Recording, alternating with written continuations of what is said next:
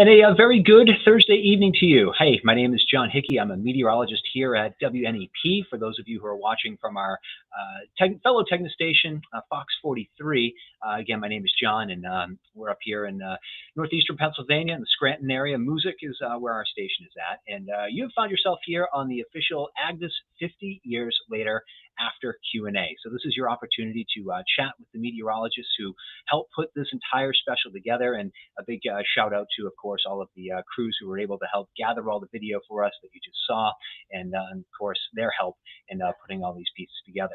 I covered, of course, just one segment of this. Of course, we had meteorologist Ali Gallo, chief meteorologist Kurt Arid, as well as Chief Meteorologist Braden Long and Meteorologist Danielle Miller. Danielle, not with us here tonight, but we do have a stand-in, if you will. This is Dr. James Kinter, who you saw in his in one of those segments here tonight. So I want to thank you all who are joining us here tonight live, watching this at home, and of course we're taking all of your questions about what you may have seen here throughout the course of the program.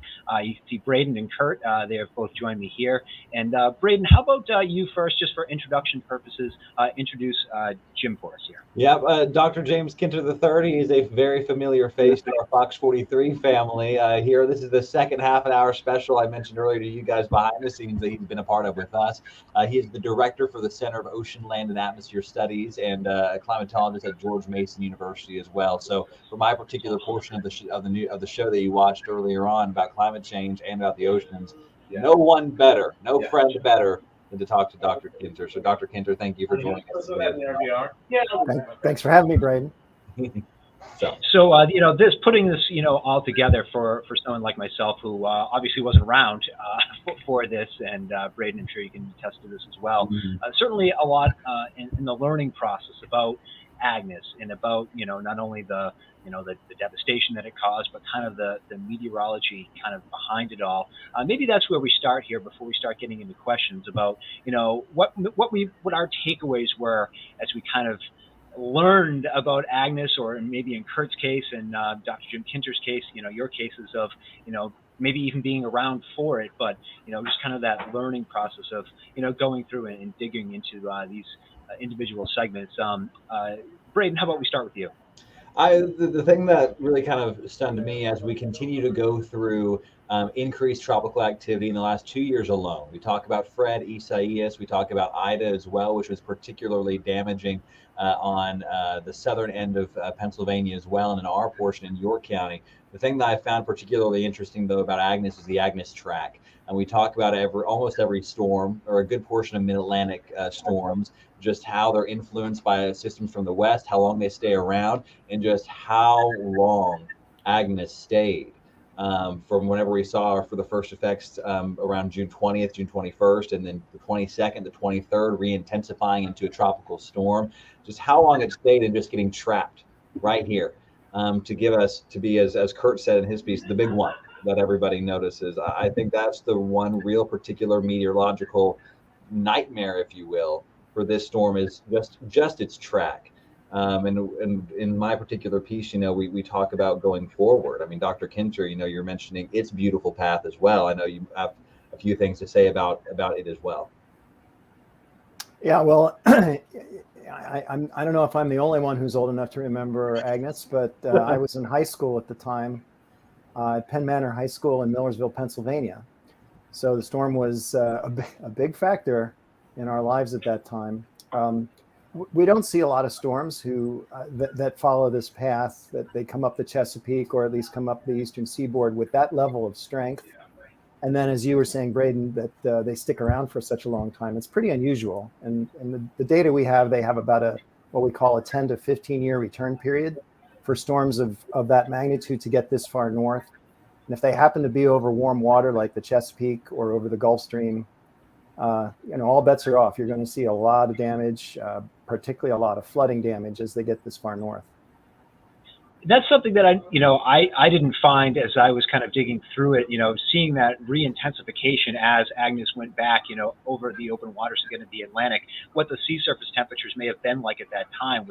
June's usually not a time for it to be particularly warm, but it makes me wonder if there was a particularly warm pocket, of water that Agnes moved over, maybe some less shear too, going vertically for it to re-intensify like that. That wasn't something that I covered, but is it something that anyone else on this kind of panel here might know? Well, I don't know offhand what the offshore temperatures were, but the bottom line is that you see a substantial difference in the temperatures just a couple of 100 kilometers off the coast relative to what you see at the beach. So if you're used to going to the beach in June and it's a little too chilly to dip your foot in, if you just take a couple of 100 kilometers offshore, you're in the middle of the Gulf Stream where it's several degrees warmer. So you can see a considerable amount of energy that you can feed off of if the storm gets out over that warm patch of water. The other thing I'd just like to bring up, John, if I could, the historic cost of Agnes. I talked about it briefly today on the set, 5:30. Agnes cost taxpayers $2 billion in 1972. Now, from 1972 to 1992, it was the most expensive storm we ever had for 20 years. And then Andrew came along in Florida and changed that. But in today's terms, as I talked about on the air today, $2 billion in 1972, and that's not adjusted for inflation. That's almost $14 billion today. $14 billion. And we hear so many people talk about, oh, well, this, giving $1 billion to this and $1 billion to this. People actually comprehended how much $1 billion is. It's mind blowing.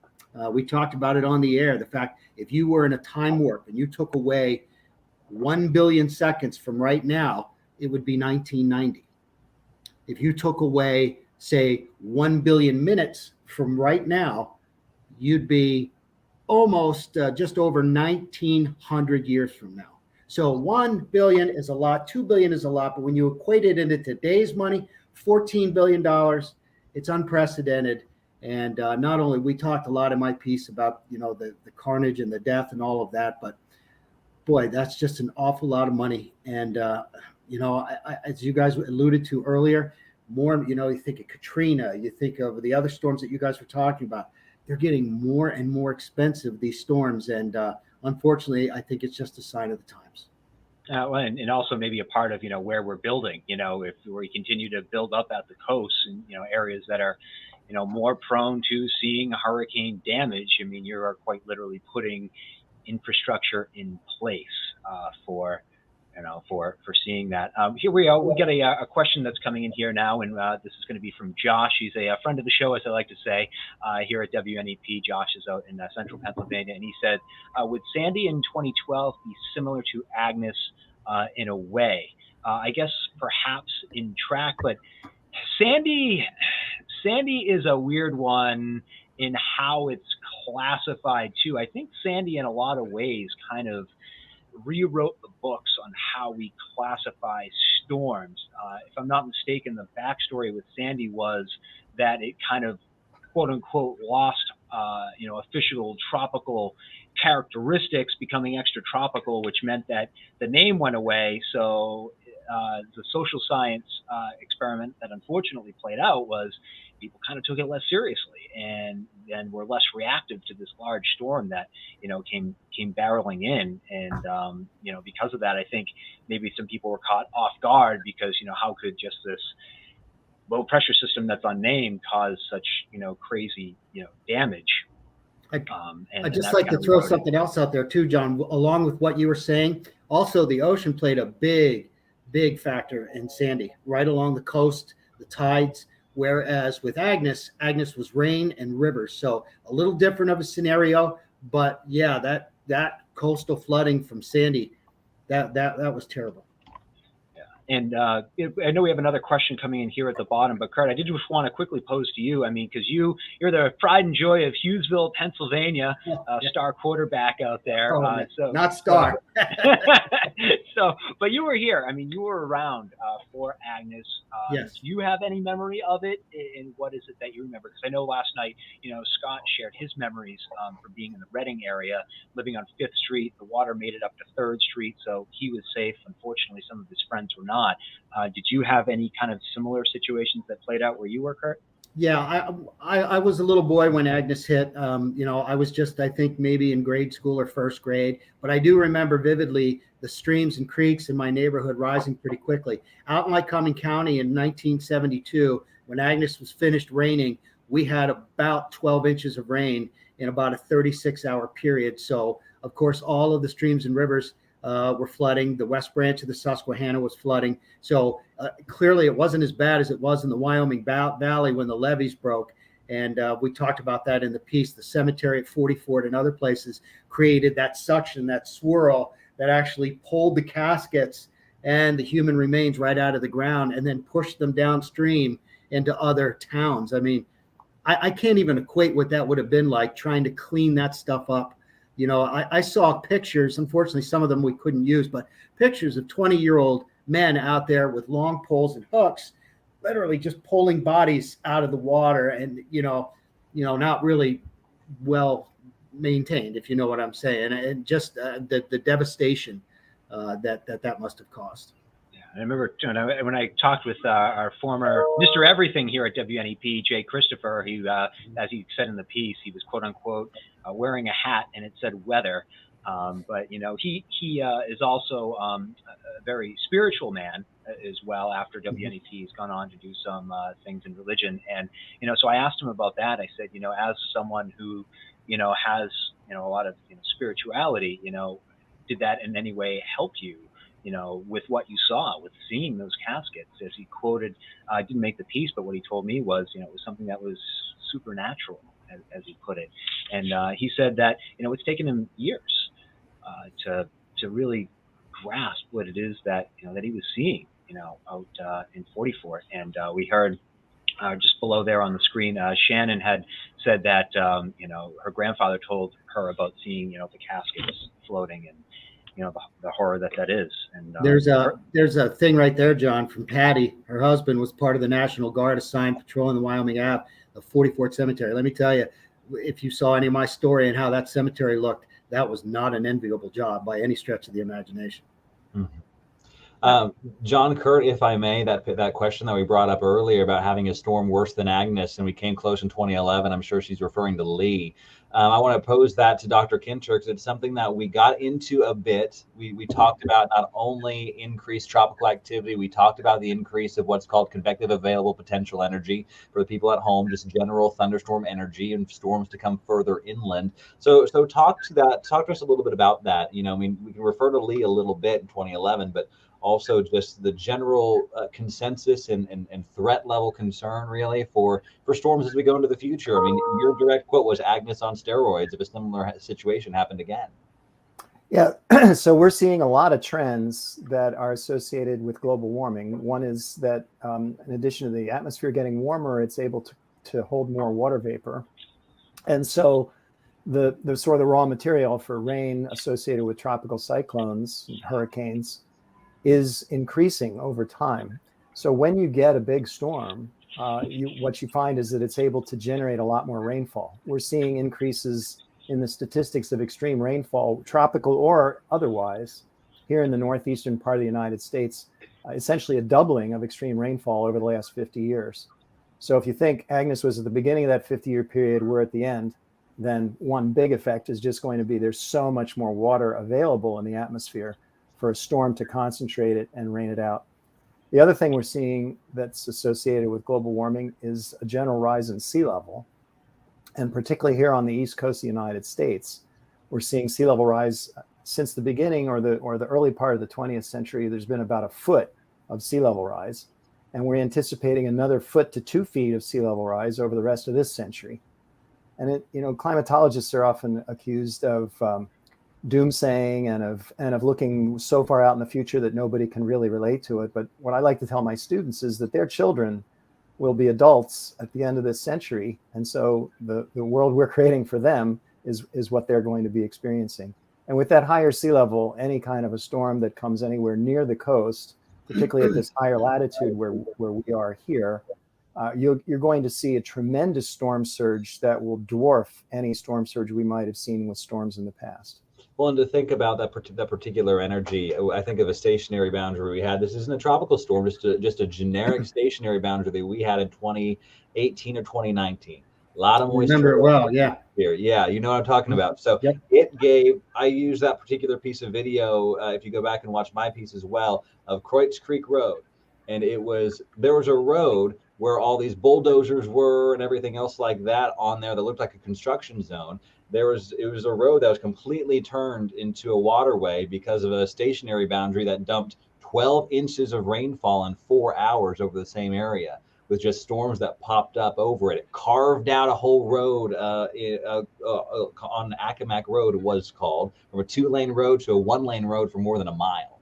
And it stranded businesses and houses along the Susquehanna and York County. That just goes to his point about the amount of moisture in the atmosphere. We talk about warmer temperatures, being able to hold more moisture. Things like that used to be more rare. But I think about that stationary boundary in 18. I think about Ida last year for my area. And Dr. Kinter always mentions as well the number of simply 2-3 inch rainfall events in general increasing over the past 10 years for Fairfax, Virginia, for our region as well. It's just gone up and up and up, and it continues to rise. That I just find particularly interesting and formidable whenever we talk about another Agnes. My favorite example of that, I'm sorry to interrupt, but just my favorite example of that was just last year in Western Tennessee. There was just your run-of-the-mill frontal boundary, and there was some training thunderstorms that were propagating along that front, and it produced 17 inches of rain in a 12-hour period. 17 inches of rain is apocryphal. It's so much that none of the infrastructure could withstand it. And I just wanted to get your thoughts on this, Jim, and John, I want to get your thoughts on this. John, you and I have talked about this before. I go and speak to a lot of schools, and I kind of shy away from the words global warming, only because I believe more in climate change. They understand that better. And here's just one of many examples that I give the students is in the wintertime with global warming, it can cause the polar jet to weaken. When that weakens, you get the polar vortex, chunks break off of that, and then it impacts our region and actually makes it colder than what it's supposed to be. So I'd like to get your guys' input on that. People don't really understand when we're talking global warming, how sometimes that can make it colder in our region in the wintertime. Doctor, if you would. Yeah, so actually I have a colleague who likes to refer to it as global heating because, because it is, a large part of it is associated with human activities. So humans are sort of heating up the planet as a result of the burning of fossil fuels. But I appreciate your point. In fact, when we talk about this in class and in our undergraduate classes, we refer to it as climate change because there's an awful lot of climate that's changing. So we already talked about water vapor, how much water that the atmosphere will contain as it warms up. So you don't think of global warming and global moistening, but they go together.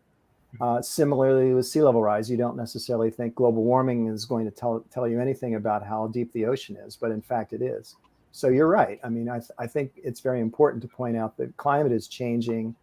It's changing at an unprecedented pace. It's changing more rapidly than any time in the last 2,000 years, according to records that we have quite a lot of confidence in. And there's even some data to suggest that it's been millions of years since climate has changed with this level of rapidity. One thing that I like to point out, and I know we'll get to this question too, because we'll get back to Agnes and away from the climate change, global warming discussion. Whenever people also talk about climate change in South Central Pennsylvania, the thing that I always refer to them to, and especially our older viewers that I connect to them with a lot, is you remember the snows of 96 or the snows you had whenever you were a kid in the 50s and 60s. And now you see me on TV all the time. And I always say the lower Susquehanna Valley, even the Wyoming Valley at times, we're always in the battle zone between sleet, rain, and snow. It didn't used to always be that way. It used to always be just snow. And that's whenever my viewers always agree with me on that point. They might disagree on the climate change aspect or want to have a discussion with me on that. But we didn't always used to be in the battle zone. We didn't always used to get our snow totals knocked down by sleet and freezing rain. And almost every single storm that passes through at least the Mason-Dixon, the Maryland-Pennsylvania line, more likely than not, that's happening. now. And I would argue too that the snow doesn't stick around as long as it used to. Some of our older viewers will mention, the snows that would go up and scrape, the tops of telephone poles or come up to the wires. And, maybe that's a result of, well, it wasn't one storm necessarily. It was the compilation of storms. And because it stuck around longer, it did have that chance to pile up. But I do want to address Patty's question. She had asked how much rain fell from Agnes. And it looked like central Pennsylvania out of this saw some of the highest totals. We've got some video here of, obviously what it looked like, but, areas of Schuylkill County found upwards of 18 inches of rain. And, that was, obviously a big issue. And then, kind of in my piece, talking with Dave Nicosia, he's the meteorologist in charge up in the National Weather Service office in Binghamton. We talked about, he used the word, I didn't use the word in the piece just to connect better with the viewers, but that predecessor rain event, getting 8 inches of rain in the Chemung River Basin kind of greases the skid, so to speak. You get all that flood water that comes raging down into the Susquehanna, and then you dump, another 6 to 12 plus inches of rain, in the Susquehanna Basin proper. And, that's why we had such, significant issues. Couple that with, levees that just weren't built to withstand that amount of water. One of the pieces that I found, the cubic feet per second rate from Agnes, the flow in Harrisburg was 1 million cubic feet per second. Well, and in Danielle's piece in particular, since she's not here to speak for herself, we were talking about Indian Rock Dam in York County that has to do with the Codorus Creek that ended up causing the flooding of downtown York. Not only was the measurement for one day before around 15 feet, I forget the exact number, but around 15 feet. The very next day, it was just under 60 feet because of what had broken. It was the only time, and the only time since in the last 50 years, but the dam has been around since 1942, and only once has there been spillway flow, and that was Agnes. Just Agnes. That's incredible. Wow, that is incredible stuff. And going back to that point too, just quickly about that, that stationary boundary in 2018 or 2019. I remember I actually found the numbers on the IAM website that it was actually the most humid year on record. And how I did that is I looked for the number of hours spent with a dew point above 70. Oh. And my findings were that as far as records went back with dew points, now I get it, it's not a large sample size, right? I think that data may have gone back to the 50s, but since that point, the dew point spent the most number of hours with the dew point over 70. So that goes back to that more available moisture, in the air that would allow that. We had parts, John, going along with you said, we had parts of central Pennsylvania that year break all-time records for rainfall. And I remember saying on the air over and over again, this is from a non-tropical event. You have to understand how significant that is. That's a stalled front. So for it to bring us enough rain to break all-time records, including all of the tropical systems that we've dealt with coming in, that just speaks to what you guys were talking about earlier, how the atmosphere is changing. It's containing more and more moisture, and you don't need things like Agnes or other things to make record rainfall like what we saw, John, what you were talking about with the humidity. Yeah, just all that moisture that's available. It's 8:25 here. It is Thursday evening. Just want to quickly reset. Maybe we've got some new viewers coming in. We are doing a live chat Q&A after our special that just aired on both Fox 43 as well as WNEP 2. It was the Agnes 50 years later, and we put together a half-hour special combining our two Tegna stations, Fox 43, WNEP, coming together and putting together the special. Now we're in a live Q&A portion of this. Please feel free to fire away your questions. We have someone available behind the scenes who's going to be popping those questions up for us momentarily, just like this one here. My name is John. I'm working here at WNEP. You've got Chief Meteorologist Kurt Aaron with us here tonight, as well as Chief Meteorologist Braden Long from Fox 43 and Dr. Jim Kinter, who was also part of our special. T-Dog is the man running the controls behind the scenes here. Director Dan, we call him T-Dog here. And we've got this question. Now, wait a minute, John. Hang on. We got to back up and say, we got to let the doctor know what's going on. Just so you know, a longtime director at WNEP does a great job. He's doing this right now. His family owned an arcade called Top Dogs Arcade. So we just call him T-Dog. Right. So it's a family thing. Yeah. So now he's also in on the secret sauce, so to speak. Yes. If we can go back to that question from Shannon, I know you had said on the special that the levee system broke. Do you think it could happen again? And with climate change, is it possible that the levee systems can do that again? And I would leave that to either Kurt or Jim or Braden. I'll leave it up to you, because I remember in 2011, I was actually working in an adjacent television market. I was working in Elmira, New York at the time for that. And, obviously it was different. A lot of our coverage was focused in Bradford County. But I know here, Kurt, I know that there was a lot of attention spent on the levee in Wilkes-Barre at that time, and would it hold? So maybe quickly touch on that before anyone wants to take it away with, will we exceed, that levee protection that's in place now, which I believe in spots will go up to 46 feet, but for the most part, flood protection is around 41 or 42 feet. Kurt, go ahead. 42 feet, yes, and it can go up to 46. Here's the problem. Downstream.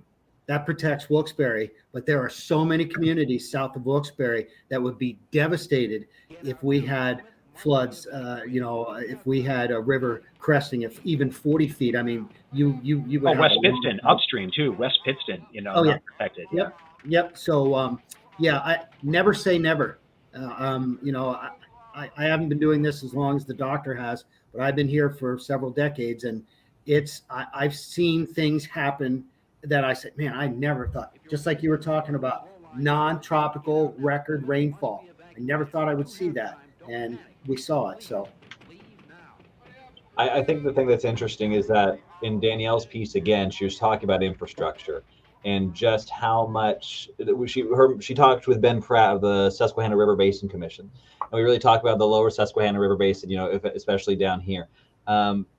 How Agnes was the standard. And by that, I mean, yes, we've seen things, innovate beforehand, but they said, we didn't think of this before Agnes, how it was the impetus of so many different projects. And they realized they needed to coordinate together, to coalesce together and still develop early warning systems, better early warning systems, not only about how the technology has changed, of course, as well, but just the strength of the systems and just the overall coordination, because of what happened with Agnes. It was the impetus for so much innovation and necessary innovation, both up your way, closer to Scranton, Wilkes-Barre, and down here as well.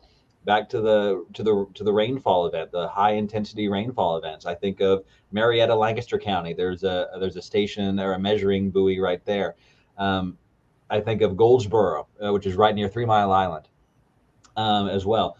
They sit right on the river. Whenever the river's at normal level, it's on their shore. And the river down near Marietta gets closer to 45, 50 feet on a regular day. It's a deeper part of the river. People can think of 96. I know that was a snow event and an ice jam event, but still people can think of that as well. In terms of, sure, we have the enhanced protection there, but you're protected against the things that you know about. You don't know about the events that have yet to happen with more and more rainfall events that are going to occur like this. And Doctor, I'd like to get your take on what you think. You heard me mention earlier about 42 feet levee system. We just had a question pop up. We crested at 42 feet in Wilkes-Barre and didn't have any major damage. Well, that's because you're protected from the levee. Downstream is what we're talking about. What do you think, Doctor? Well, the interesting parallel to what you're talking about in Wilkes-Barre is New Orleans. So New Orleans is much more used to having tropical cyclones come ashore. There's tropical cyclones in the Gulf of Mexico every year. Many of them reach hurricane strength. Many of them reach major hurricane strength. And of course, in 2005, we had Katrina hit dead center in New Orleans and flooded the city, overtopped the levees, actually broke through the levees. And you saw a tremendous amount of damage, loss of life, evacuations. It was an epic disaster. And the U.S. Army Corps of Engineers was called in to rebuild the levees. And famously, they spent, I think the number is $15 billion to rebuild the levees in New Orleans. And they were tested again last year. And fortunately for the city of New Orleans, the levees were built to withstand a Category 4 direct hit. They didn't have the money for a Category 5 direct hit. And the storm that came ashore as a Category 4, a bit west of the city. And so the levees held. But as you were saying, Kurt, all of the neighborhoods that are not inside the levee system in and around the parishes to the south and the east of New Orleans, they all got flooded again. And there was loss of life, there was property damage. And the people there are used to it, and they're perfectly happy to rebuild in flood zones. But when you get out to Pennsylvania and you start thinking about river systems, the Susquehanna and its tributaries, where you might have similar events, and if we had tropical cyclones coming up this far north, you have to build the levees to withstand what we used to think of as 1,000-year events now are going to be more like 100-year events. I'd like to answer Kathy's question. I just looked up that information for her really quickly. Any idea what the final flood stage was on the Juniata in Newport? They lost their summer home due to Agnes, and it literally floated away. Well, for example, the Juniata at the last measurement was 3.96 feet. This is a tributary, of course, of the Susquehanna. And on June 23rd, so 50 years ago today, it measured at 33.97 feet. Right now it's at 4. So just to kind of tell us exactly what the impacts were at the very height of Agnes in June in a Perry, I think it'd be Perry County. No, sorry, Juniata County, Newport, Juniata County from our region. I just looked that up really quickly, so just to give people an idea of what that was like for them too. I just saw a question that popped up too in the comments about how are river levels measured, and I think that's a really good question, Shannon. So basically, there are what's called river gauges up and down our rivers, as well as some of the creeks and streams too. So they're not everywhere, but they're in kind of some strategic points throughout the river. And basically, it's at those gauges that things like the river heights are measured, as well as the flow rates, so how much water is flowing by those individual gauges. And at some points along these river levels, these river gauges, if you will, the hydrologists at your local National Weather Service offices, what they'll actually do is, they project these forecasts for where they expect the river levels are expected to go, and that's based on, rain fall that's coming into the river, rainfall upstream from the river, runoff, and there's kind of a complex formula that's going on behind the scenes that helps project things out into the future. But so basically the long and the short of it is we've got some gauges, some river gauges that are stationed along strategic points along the river, and it gives meteorologists the chance to kind of figure out, where the river is, where it might be headed, and what you can expect from that too. And there's actually a new product that's out too now, and I'm sure everyone here is probably aware of it, those inundation maps that the Weather Service is putting out. So it lets you know, okay, because we tell our viewers, all right, the river's going to go up to 20 feet or whatever, and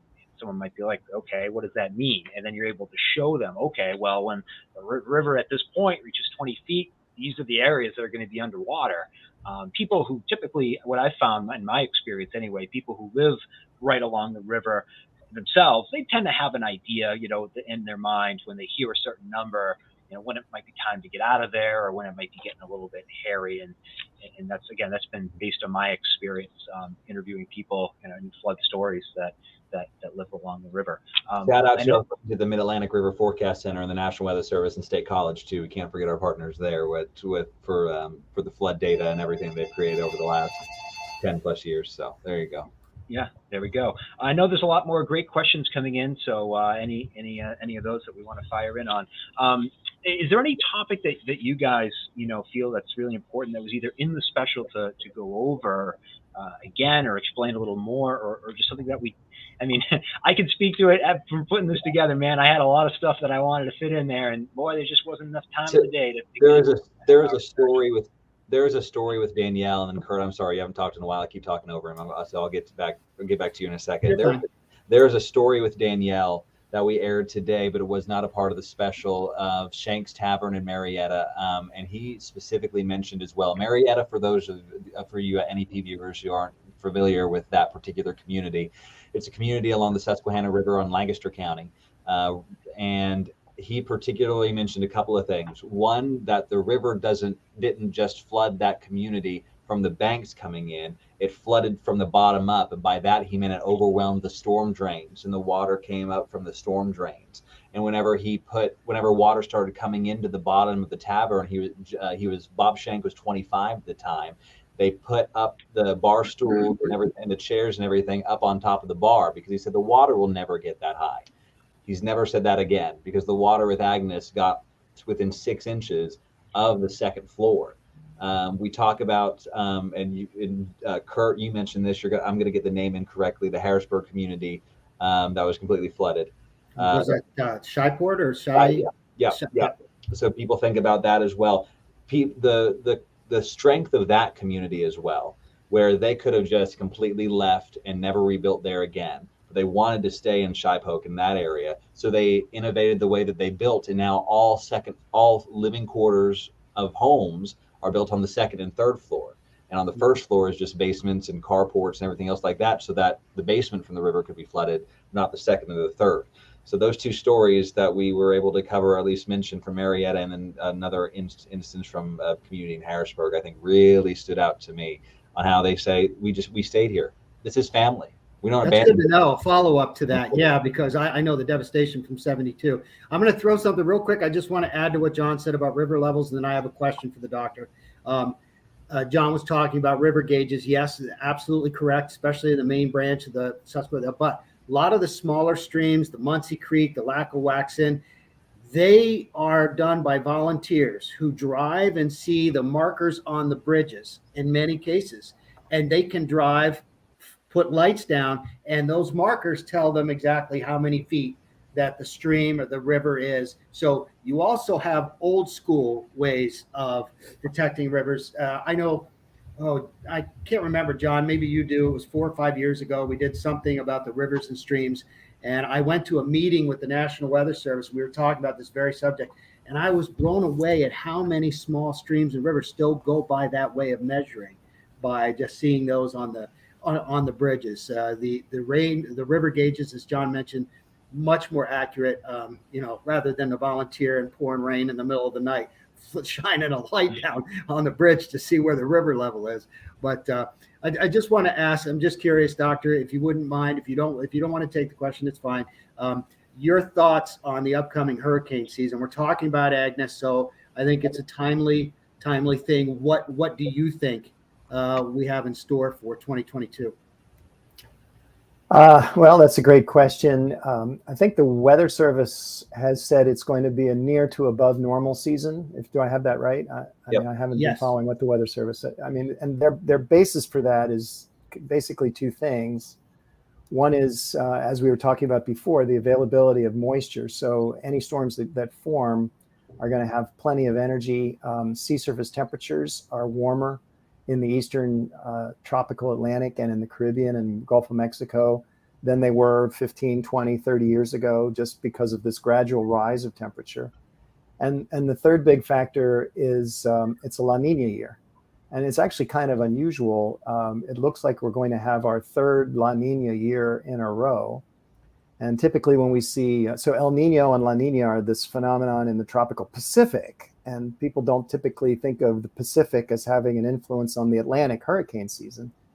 But in actuality, the fact whether the sea surface is warmer or colder than normal in the eastern tropical Pacific has a big impact on wind shear in the tropical Atlantic and Gulf of Mexico and Caribbean. So what we're seeing now is because in an El Nino year, we would see a lot more disruptive wind shear and we would see suppression of storms. But this year, it's going to be a La Nina again for the third year in a row.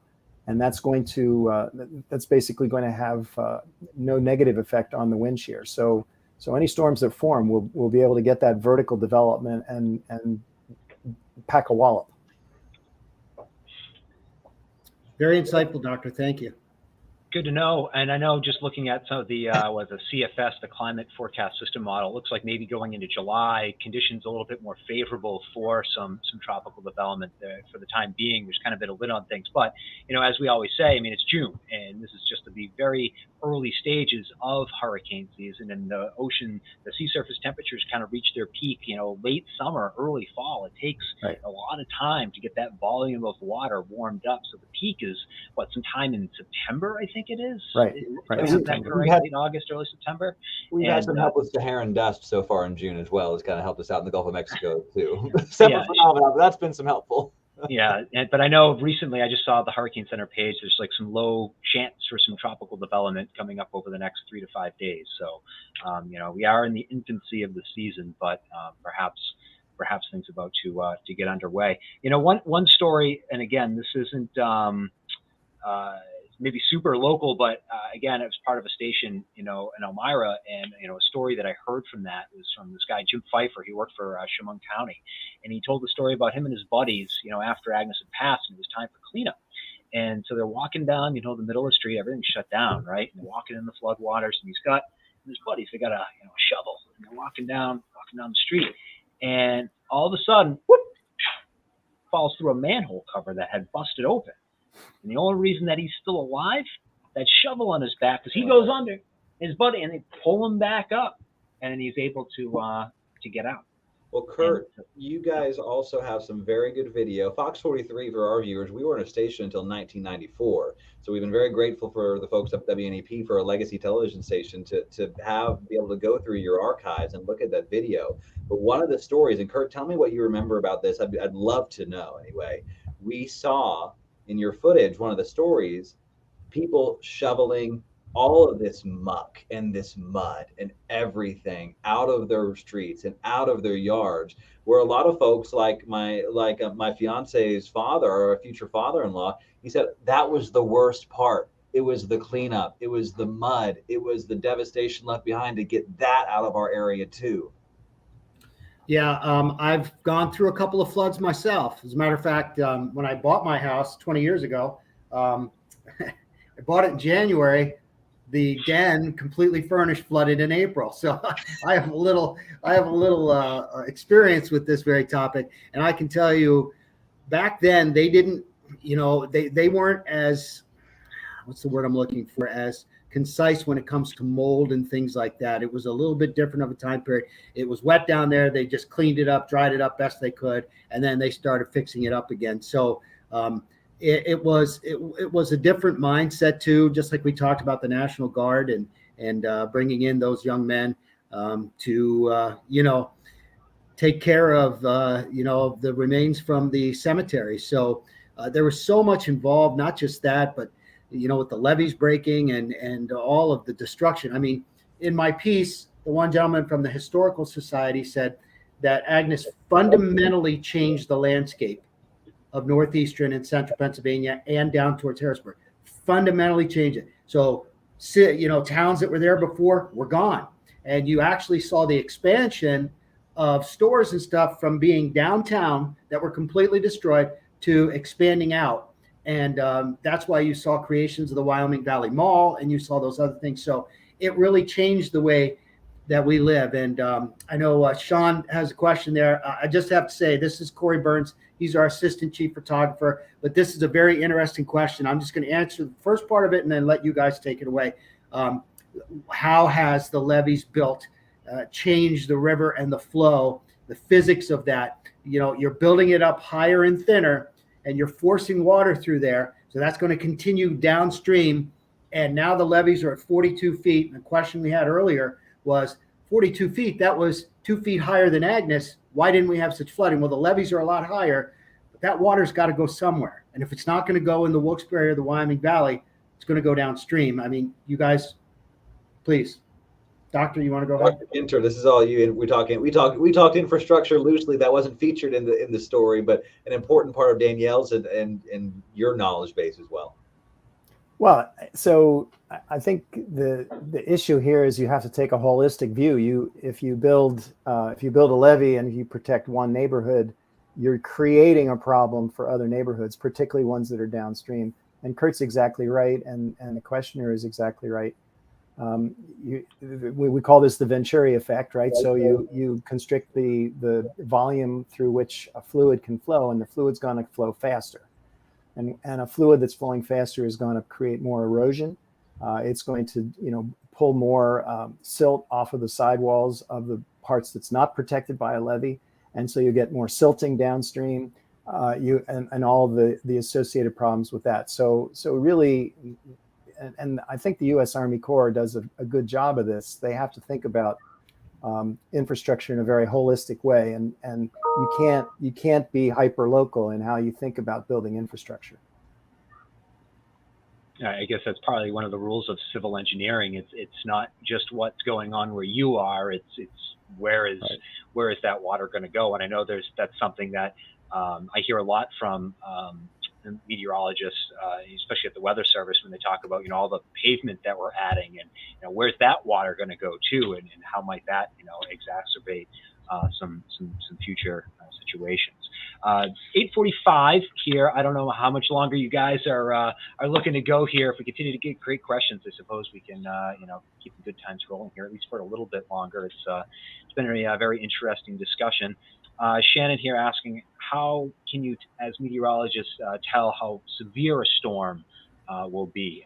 Braden, I know you haven't said much recently. I'd love to have you fire away. I'll say my one little tidbit that I've been holding, since I obviously haven't been saying much. That's such a lie. And then I'll touch on that as well.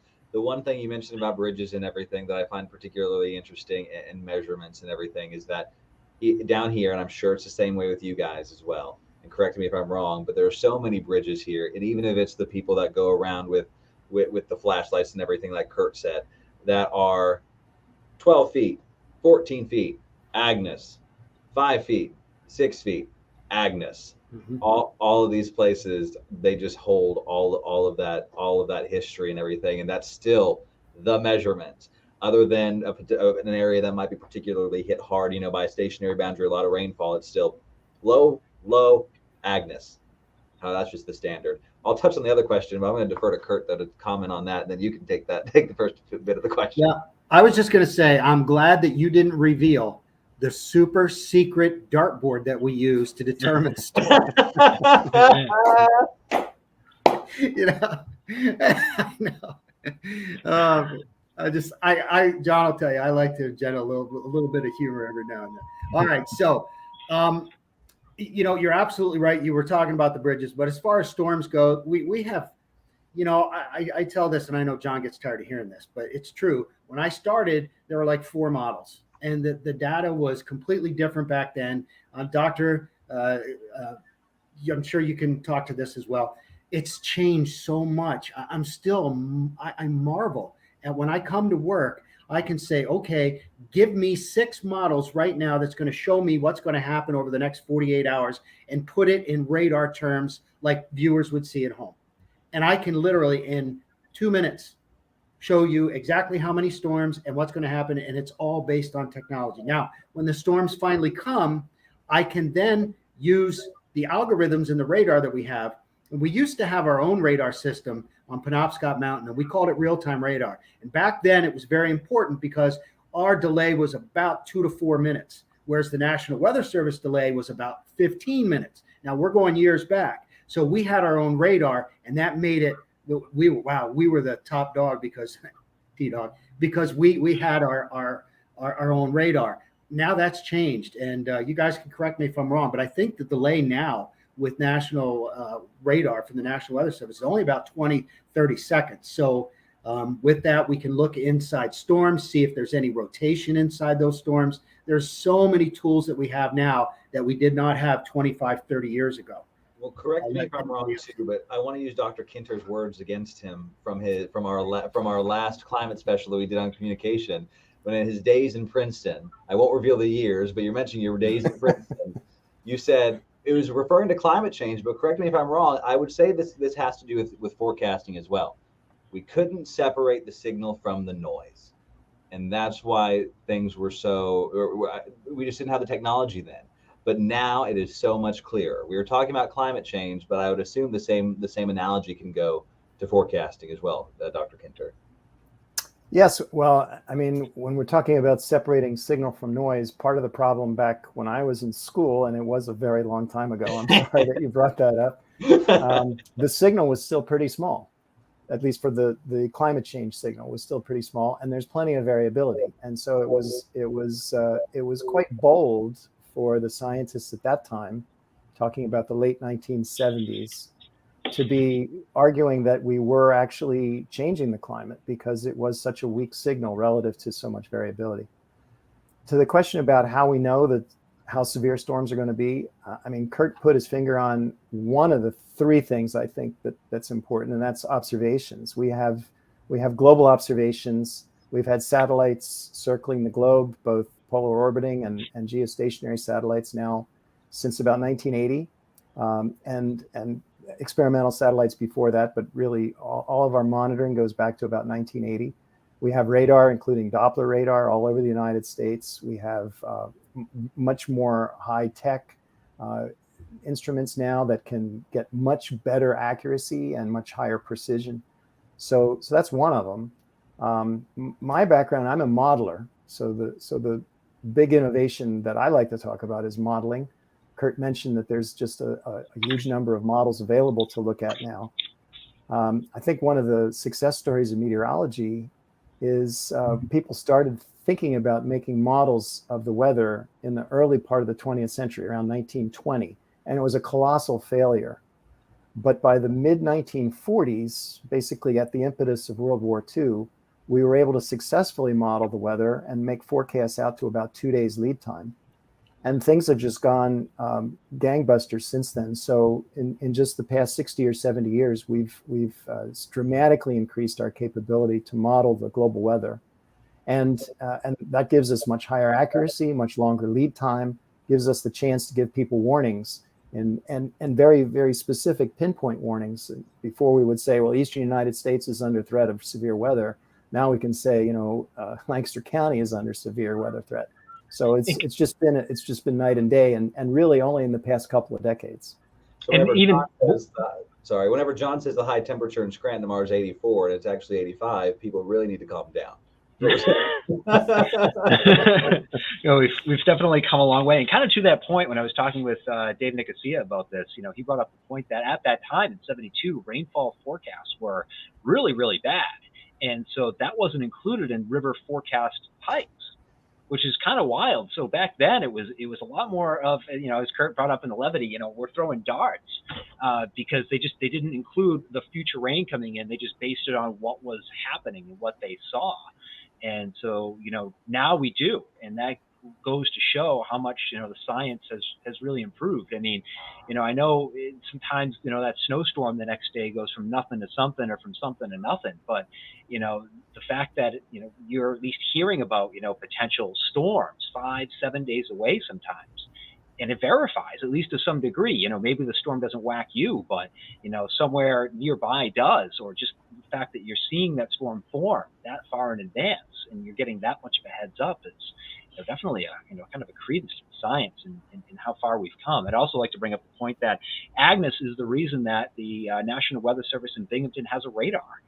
Up until that point, they didn't, and that would have been the WSR 70 something, I believe, before the 88D went in. But, again, Agnes, changed the landscape. It changed so much, and it changed, the science in a big way for us, and, in getting that technology too, of having, a radar, nearby that can access the Wyoming Valley. Now, of course, it would have been better if we could still have our own, because southern Luzerne County, Schuylkill, Carbon, Monroe is just kind of the no man's land for radar sites. Hey, I will stand on that hill with you and die on that hill, because I was about to say, people to keep us humble, our closest radar is KCCX, State College, at a higher elevation. So while we are still talking about all the advances and everything, I will die on that hill with you about needing at least 1 or 2 more radars in Pennsylvania alone. I cannot see a snow squall in York and Lancaster County to save my life. It just can't happen. There was a whole snow squall event in 2017 or 2018, I-83, southern York County, caused a huge pileup, a few deaths as well. We could not see it on radar. And the reason that happens for the folks at home is because the way a radar shoots out a beam, it shoots out a beam at an angle. And snow squalls, if you're far enough away from a radar beam, snow squalls will come in under 20,000 feet. And whenever you're already, like at State College, wherever you're already at a higher elevation, you shoot up slightly higher. What do you think is going to happen if something's only at 15, 20,000 feet? We're going to miss it. We can't see it. We had just that in Schuylkill County this year. We've made all these but to get a point, we've made all these advances and everything in technology, which will help us in tropical forecasting, completely separate animal. That helps us in tropical forecasting, but there's still areas that we can improve in other spots. I can tell you guys, and the doctor, I'm sure, will back me up on this. It is night and day from 30 years ago. Absolutely night and day. Your thoughts, doctor? No, you're absolutely right. No question about it. I think there's a problem in the public perception. You know, the weather forecast gets criticized a lot, and people say, "Oh, those weather guys, they don't know what they're talking about." But the reality is, you know, for those of us who are old enough to remember, that used to be true. That dartboard you were talking about. But now we have very, very high accuracy rates. We have, for weather forecasts, we have accuracy rates above 90% out to 4 and 5 days lead time, which was just unheard of 30 years ago. You would get that at 1 day lead time 30 years ago. So I think it's really no contest if you take that longer view. I will say one other quick thing about you guys were talking about needing radar. As it turns out, you know, most of our weather is coming from the west, tropical storms notwithstanding, but most of our weather comes from the west. And in particular, if you're looking at cold air outbreaks in the winter or snowstorms, a lot of that weather is originating in Canada. And Canada has had some budget problems over the past 2 decades. And so they have drastically reduced their observing network, particularly their surface network, not just radars, but surface meteorological observations and aircraft. And that has had a big impact on our forecast accuracy because we're not measuring the weather that's upstream from us. The weather that is going to be our weather in a couple of days is in Canada today, and we're not measuring it. So those measurements are really very critical. Always beware of the northwest flow. Always beware of the northwest flow. That's ingrained in my head. I just want to mention this one last thing. Guys, I can remember when I first started standing over a 9-pin dot matrix printer, waiting for the next model, the next picture. Yep. And it took 5 minutes to print it out. You remember, doctor? And because you wanted to see what the newest data would be. And the other thing I want to say, the advancements in computers, you know, we're talking about the technology, the advancements in computers. I remember when I was down at Corpus Christi down in the mid 90s doing the weather down there, and I wanted to animate one cold front coming across the United States. I would literally put it on render. I would get up, go to dinner, come back an hour later, and it was just finishing the render process for one graphic. So that's why I said, guys, it's night and day. My 7 graphics that I used in my 3-minute hit a little bit ago, that's a privilege now, is what you're saying, even whenever the radar goes down. Yeah, that's it. That's it. I'm so grateful in school that we still do, even though we don't have to, that we still hand draw the skew T, and we still hand draw the analysis and a reanalysis of what's going on, just to be like, this is what it's like. Understand your darn maps. Yeah, this is how you really get it. That's how you learn. Yeah, there's still meteorologists I know that do still draw hand-drawn surface analysis at the start of every shift, and it's that practice. Dr. Jim, there you go. There you go. Old habits die hard. Yeah, no. Hey guys, listen, I've been in this tie for the last 12 hours, so I'm getting pretty tired here. It's been an honor to talk with you guys, truly. And if you guys want to keep it going, please go right ahead. But I got another busy day tomorrow, so it's really been, honestly, John, great job hosting it. Doctor, it was very nice to meet you. And Braden, again, great to see you again. And T-Dog, Sean, thanks in the background for what you guys are doing as well. So that's right. I totally overcommitted Dr. Kinter, I think, as well. That's his time. Yeah, just it's you know, like I said, I've been in this tie since 9, so I got to fly. So you guys have yourselves a great night. Thank you so much for being here. John, I'll let you wrap it up. Awesome. Thank you so much, Kurt. And great job on your part of the special. And great job to both Chief Meteorologist Braden Long from Fox 43, Dr. Jim Kinter. I want to thank you for your extensive research in these topics and for your time. Sounds like you're doing a lot with our friends down at Fox 43. Before we go to, I just wanted to mention one other thing when we talked about the warming sea surface temperatures. If I can give another plug to one of our other Tegna stations. Ryan Breton from Fox 61 did a story on how the warming ocean temperatures, and he covers, I believe, Hartford, Connecticut. So he did a story about the sound there, and the lobstering business is falling off a cliff. The water too warm where lobstermen used to be all the time, and there's tons of lobster. And then, over time, it's warmed up to the point that there's just no more lobster. So it's or a greatly reduced number. And even the little seaside seafood shops where you could get fresh lobster meat, lobster by the pound, and lobster rolls and things. They're even importing it, but they're bringing it in from somewhere else because they can't get it locally. So perhaps another sign of our changing times. But John, again, I want to thank both John, of you. if I may do one more thing, and then Sure. I'll go, because both of us have a 10 o'clock newscast to get ready for. Yes, I would not be doing my service to Dr. Kinter if I did not let him plug another upcoming project that he's been working on extensively down in Fairfax and George Mason. If you want to talk a little bit or anything about what you've got coming down the pipeline in your own life and research down in Virginia. Well, thanks, Braden. I mean, I want to keep people. What we're doing is we're reaching out to our community, our local communities, because what we're finding is that everybody is having the same kinds of issues. They're having to deal with flash flooding. It's of an unprecedented nature. They're having to deal with tick outbreaks and Lyme disease. They're having to deal with heat waves that are unprecedented. And so we're reaching out, and we've formed a new project at George Mason. It's called the Virginia Climate Center. We're reaching out to our local communities and helping them understand what the threats of climate change are for them, and also helping them devise solutions that are cost effective and saving tax dollars as well as protecting lives and property. That's great. Awesome. Awesome new research going on down there. Thank you very much for that. And thanks all of you for watching this at home. If you're looking for our segment, it'll be both on Fox 43's app as well as their website. Braden, can you plug that website for us? Yeah, it'll just be on fox43.com/weather. We'll have that on our social medias and also on the Fox 43 YouTube page. That the whole special, if you missed it, is already sitting there. And I'm sure it'll be the same on WNEP's as well if you're a viewer of WNEP. But you can just search Fox 43 Weather on YouTube, on Facebook, on Twitter, and you'll find all the information and more from our stories and links to more coverage that we've done climate-wise with Dr. Kinter and in general as well. Awesome. Yeah, and same goes for WNEP. It's on our social channels right now, YouTube, Facebook.